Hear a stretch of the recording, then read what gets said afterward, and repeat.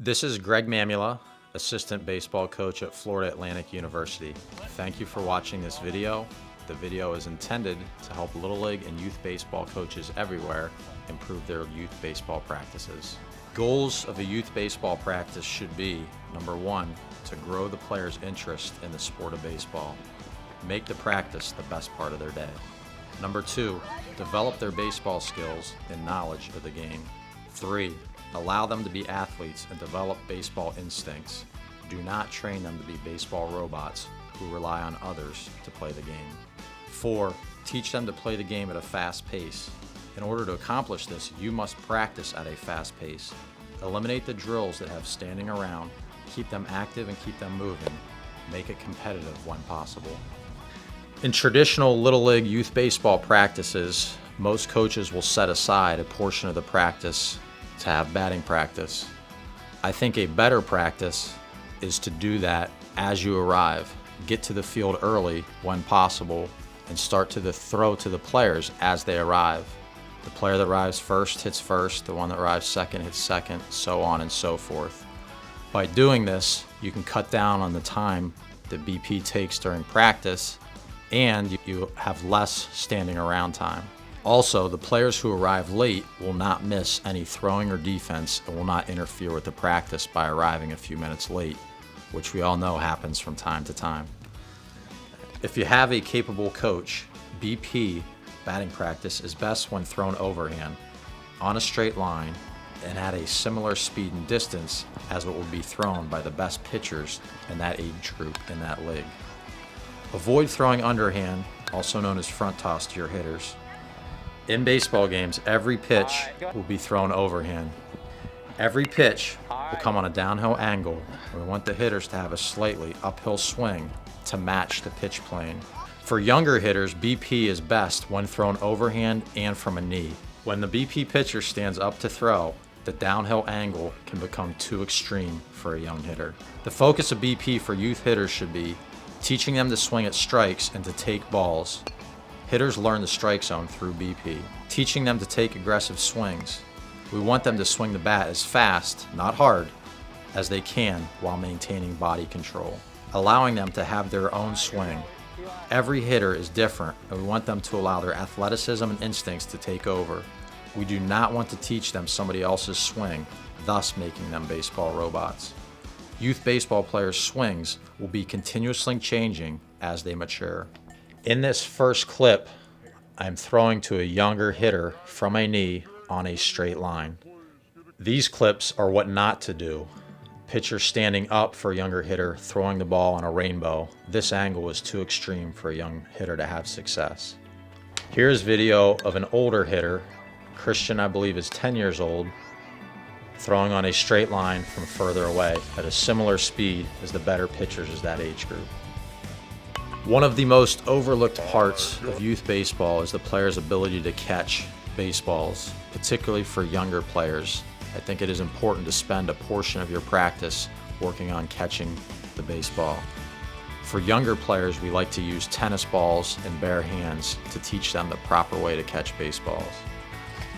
The first drills we will start off with the tennis balls with bare hands are teaching them to catch the high ball versus the low ball. With the high ball, we want fingers to the sky. With the low ball, fingers to the ground. Many youth players will try to catch with fingers to the ground regardless of the height of the baseball. This is obviously an important skill that they learn to avoid injury from being hit in the face once a hard ball is used. For all age groups, it is important that players learn when to use two hands versus one hand. When a ball is inside the circle, basically face to chest, we'd like them to use two hands. Anything outside the circle becomes a one-handed catch. As you can see, we like the players to mix the drills up where the player doesn't know if it's a one-handed or two-handed catch. After the bare hand catching drills, we'll do the same drills with glove on, working on catching high ball versus low ball, one hand versus two hand. One of the competitive drills we like to do is a rapid fire.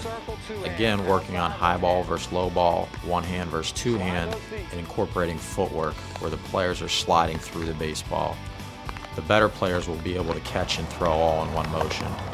And as a competition, we like to do 30 seconds to see which team can get the ball back and forth the most within the 30 seconds, thus competing versus all the other players.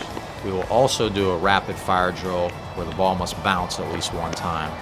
Again, working one hand versus two hand. Playing catch with my partner, give me a different arm slot, Eden, or Sage. This time I might throw from down there. Next time I might get even lower. All right, then I'll get a little higher. Notice how we're all right-handed throwers. I'm getting on my right leg and I'm throwing from a little different arm slot. As part of teaching youth baseball players to be athletes and not robots, it's important that they learn how to throw the baseball from different arm slots and while moving in different directions, working on being an athlete. Younger players may struggle with this. As they get more repetitions in, they should improve upon this.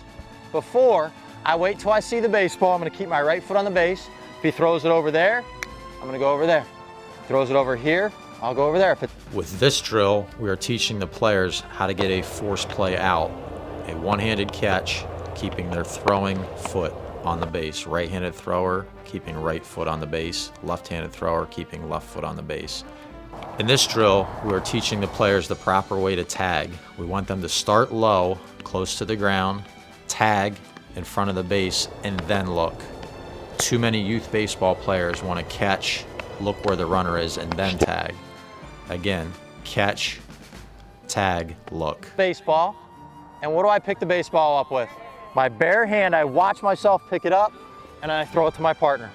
Chest over it, bare hand throw. In this drill, we're teaching the players how to pick up a ball once they're laying on the ground with their bare hand, getting their chest over it. We want them to put the ball in all four directions, in front of them, to their right, behind them, and to their left. In this drill, we're working on making a diving catch, getting to our feet as quickly as possible, and making an accurate throw. Have the players start with the ball in their glove, not their bare hand.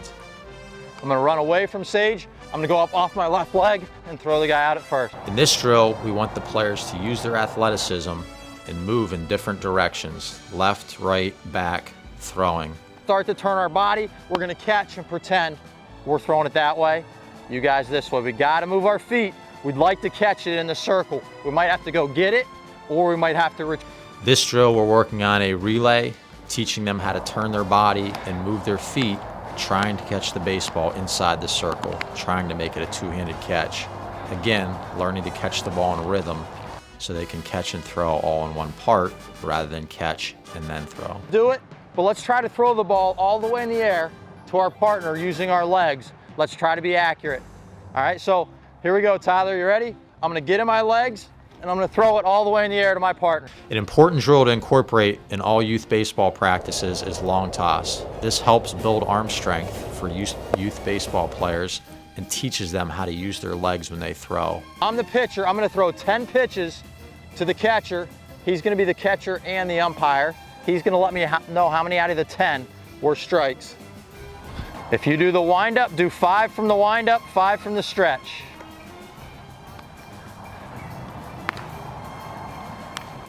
With the infield drills, we'd like to accomplish proper fielding position, teaching the players how to field and throw in rhythm, how to keep their feet moving while they're fielding a ground ball and throwing, and how to be an aggressive fielder, how to attack the baseball. We like to begin our infield drills with ball exchanges, having the player work on taking the ball out of his glove. For the older players, have them work on getting a four-seam grip each time they take the ball out of the glove. We'd like them to take it out as fast and clean as they can, 10 times behind their back, 10 times behind their right leg, 10 times between their left leg. In this infield drill, we're having the infielders get on their knees and work on catching the ball with one hand, that being their glove hand, and two hands. We want their butt back by their heels, which forces them to field the ball out in front.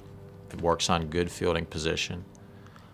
We are also going to work on forehands and backhands. One hand outside. He's going to mix it up on me. That's it. Oh, two-handed catch. One-handed catch. One hand. The same drills we do on our knees, we can do those drills on our feet as well, both bare hand and with glove on. These are our box drills. we have a player at each corner, or 2, maybe 3 players at each corner. They're going to stay in their corner after they go. We're working on controlling the baseball. In this drill, we're doing underhand flips, getting the ball around the box as quickly as we can. We would like the players to be able to catch and flip all in one motion.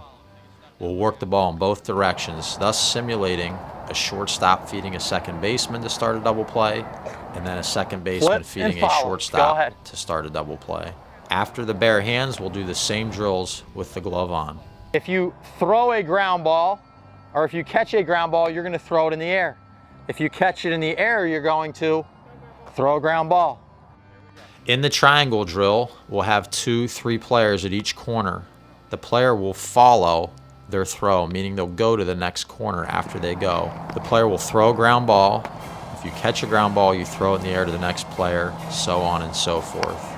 Thus, teaching them how to field and throw all in rhythm, keeping them active, keeping them moving with the infield drills. With our fielding progression, we'll move into the infield dirt and start off with ball rolls. The coach is rolling a ball to the fielders. Half the players are at shortstop, catching and flipping to second base. The other half are at second base, fielding the ground ball, throwing to first. Again, we are incorporating the footwork and fielding and rhythm, being aggressive fielders coming to attack the baseball. The same drills we were doing in the outfield, we've now moved them to the infield.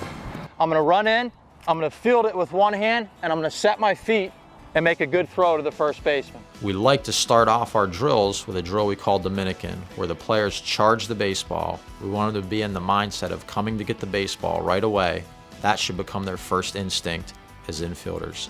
In the Dominican drill, we want them to field the ball one hand off to the side and then set their feet and throw with good body control. After the Dominican drills, we'll move into a routine ground ball. We'll try to hit a 2 or 3 hopper right at them, where they field the ball in front of them with 2 hands and have good rhythm fielding into throwing the baseball. After the routine ground balls, we'll start to mix in forehands and backhands. We want them to be in good ready position before we hit the baseball, let their athleticism take over, hopefully with continuous motion, fielding in rhythm, throwing in rhythm, and being aggressive infielders that attack the baseball. With our outfield drills, let's focus on making the players athletic when the ball's in the air by improving their ability to catch the balls on the run. The majority of your outfield drills should have the players catching balls on the run versus standing still, thus promoting athleticism.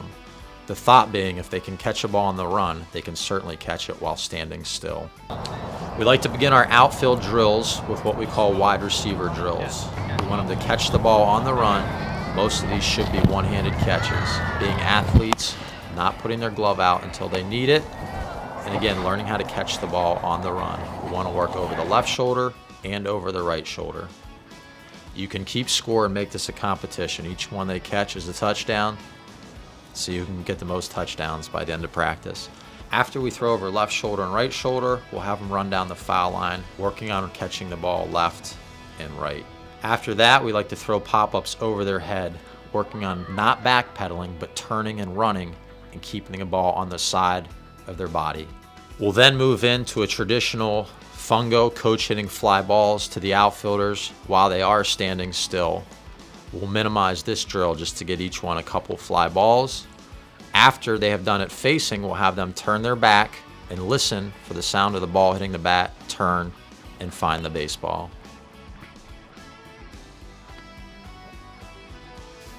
Base running drills. Focus on teaching the players to run the bases as fast as they can and doing it with flow, not slowing down to make turns. Let them be athletes when they run the bases. Our first drill, we're going to simulate hitting a ground ball. The runner should peek to see where the ball is, hit the front of the base, slow down after the base, not before, and look over his right shoulder to find a possible overthrow. Make sure the player stays in a straight line and does not veer off away from second base. In this drill, we have the players running a double, again teaching them to run as fast as they can with flow. Have a coach stand there to make sure they're hitting the inside corner of the base. We'll do the same drill with a triple. If you have 2 coaches, one can stand at first, one at second. Again, working on running with flow, hitting the inside corner of the base. Youth baseball player favorite base running drill, a horse race. Start one player at first, one at third. Have the other players pick the horse they think is going to win the race by moving over to that side of the field. If their horse wins the race, meaning he's the first one around all the bases without missing a base, they don't have push-ups. The losing team has push-ups. Team drills. Think up any situation that happens during a game. Put the players out on defense with base runners. Hit the ball and allow them to play out the game. Do not correct, coach, praise until after the play has been completed, thus letting them develop their own instincts.